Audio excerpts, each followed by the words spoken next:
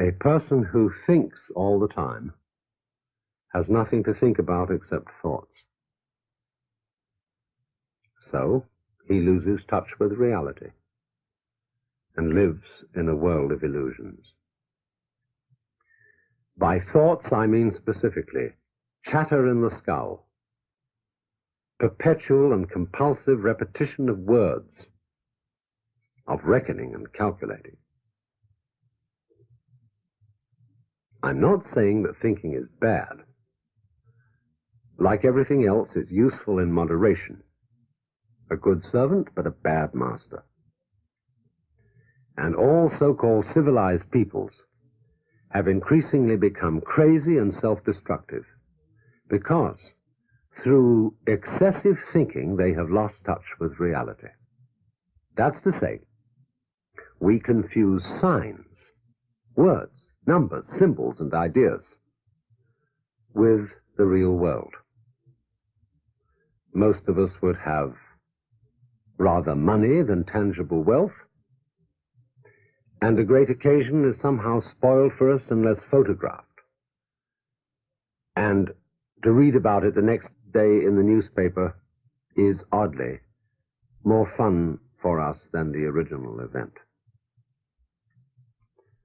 This is a disaster. For as a result of confusing the real world of nature with mere signs, such as bank balances and contracts, we are destroying nature. We are so tied up in our minds that we've lost our senses.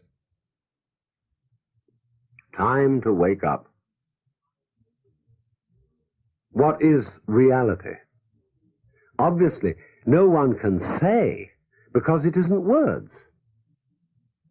It isn't material, that's just an idea.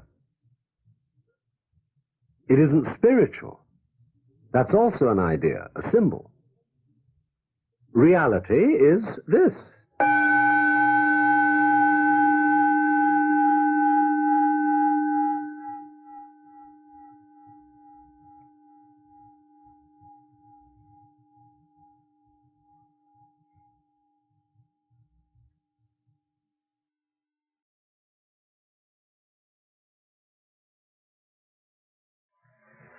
Realize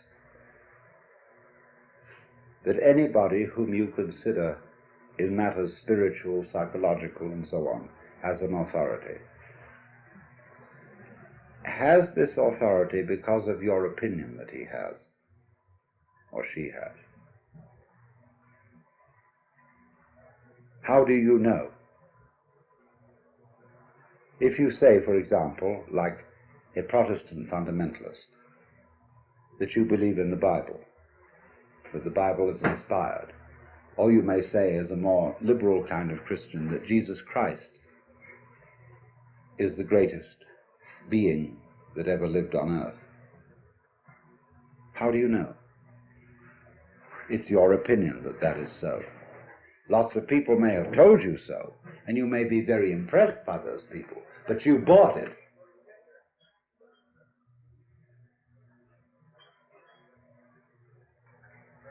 And so, therefore, if you say, well, I would like to become like that, that's an expression of the way you are. You couldn't feel, I would like to become like that, like the authority, like the Christ, except as an expression of the way you are now. And the way you are now is the quaking mess. And therefore, your emulation, your desire, your idealism to become like Christ is merely one of the appetites of your quaking mess. It's an expression of you as you are. And don't fool yourselves. I'm not trying to put you down by talking about the quaking mess. The quaking mess may be, in fact, something very, very natural. The way we are, the state of affairs, and we shouldn't be ashamed of it. I'm not ashamed of it. I've told you of it frankly.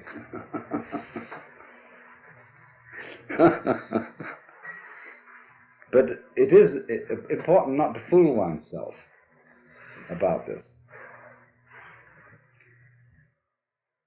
But there doesn't there, seem to remain a problem about existence, about being alive. Now let's go into what is that problem at the sort of nitty-gritty level.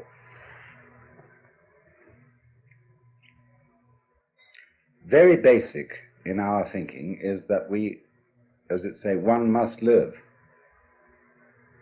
We need to survive, to go on. We need, therefore, money for food, for this, that, and the other. We must go on. And we know that we're not going to get away with it for very long. That after a certain number of years we're going to die. The thing is going to end. The thing that we call I is going to be as it is in sleep. Deep sleep with no dreams. But that between now and that happening, there may be the most ghastly pains. Not only perhaps the pains of physical disease, or being wounded or hurt, but the pains of worrying about our failure of responsibility to people who depend on us.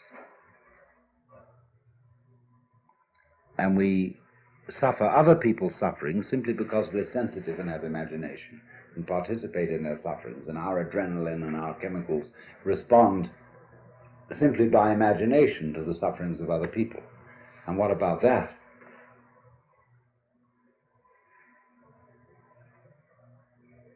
And so we can look at these problems and say, now, quite obviously, all these problems cannot be solved in a physical way. That is to say, we do not expect in our lifetime that medical skill will make us exempt from death. We do not seriously expect that human beings will all learn to be nice to each other and will refrain from war and horrors of that kind, racial prejudice and so on. We don't seriously expect to find a method of being protected by taking some sort of drug against all possible disease and pain. So therefore we say, now maybe there's another way around. Maybe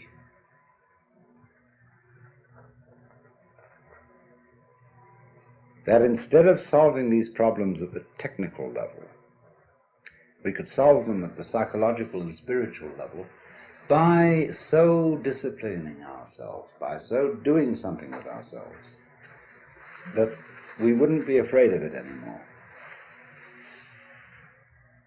And so, in accord with that motivation, we seek out spiritual teachers, psychological teachers, this, that, and the other.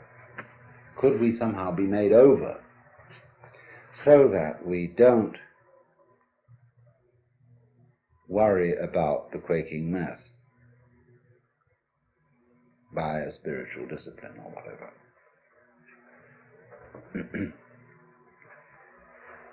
And you see, if you examine that this wanting to overcome the quaking mess and not have it anymore, that precisely is the quaking mess.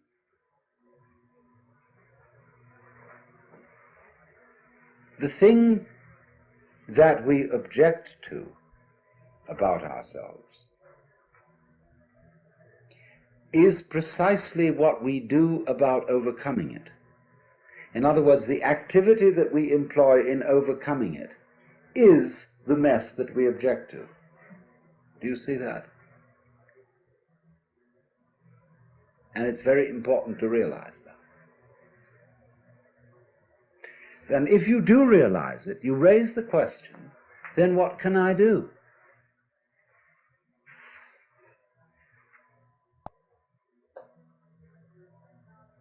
What can I do to transform the quaking mess into the state of mind of the true mystic?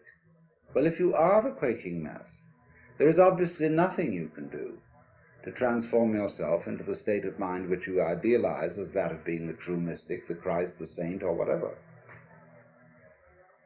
So you realize that everything is phony, that all your ideals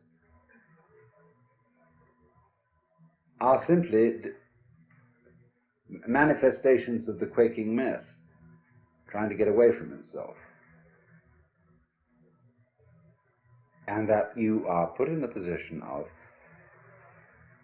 it is absolutely necessary for me to be different from the way I am, but there's absolutely nothing I can do about it, because being the way I am, I cannot be different from that. Let's say this, but we can put it in different ways. I know that I ought not to be selfish, and I would very much like to be an unselfish person, but the reason why I want to be an unselfish person is that I am very selfish and would far more love myself and respect myself if I were unselfish. You see?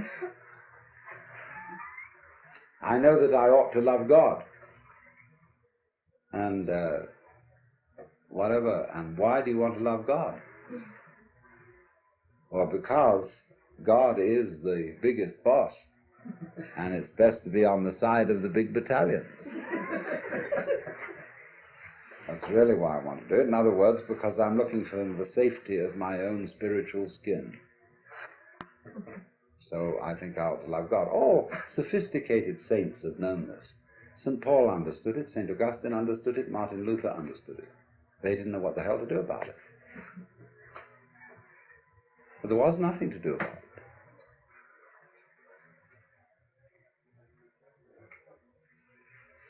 And yet something has to be done. Obviously. But you realize when you really look into yourself, there's nothing you can do. And this, therefore, is our point of departure. That we here, perhaps not, mutually realize there is nothing we can do to be anything else than what we are.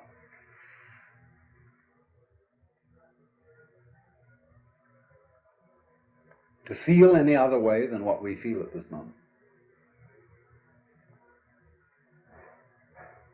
And to be then this quaking mess which has the capacity for the horrors about what life can do to us. However, this isn't as much of a blind alley, a cul-de-sac, as it sounds. Because if you discover a blind alley, it tells you something. Watch the flow of water when it crosses over an area of land, and you will see that it puts out fingers, and some of them stop because they come into blind alleys. And the water doesn't pursue that course. It simply rises, and then it finds a way it can go. But it never uses any effort. It only uses weight, gravity. It takes the line of least resistance and eventually finds a course. Now we will do the same thing. Only we're ashamed of it. But we're going to do it anyhow. We think that when we come to a dead end, a blind alley, oh, I failed. Supposing the water, at each place where a finger of water stretches out over dry ground and doesn't go any further because the land is too high, the water were to say to itself, I failed. We would say it was neurotic water. Just wait, and it will find a way. Now, when you find, you see, that there's this predicament that I've been describing to you, that there's no way of transforming yourself to become this fearless, joyous, divine being as distinct from the quaking mass. When you say no way, this is not a gloomy announcement.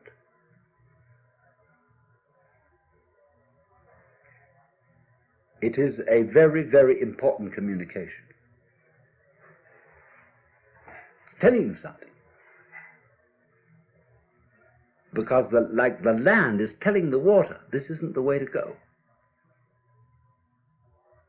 There's another way. Try over here. So in the same way, life is telling you that's not the way to go. It's telling you, the message underlying this is you cannot transform yourself, is giving you the message that the you that you imagine to be capable of transforming yourself doesn't exist.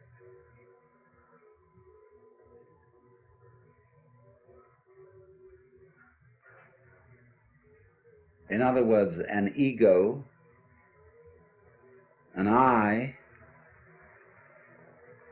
separate from my emotions, my thoughts, my feelings, my experiences, who is supposed to be in control of them, cannot control them because it isn't there.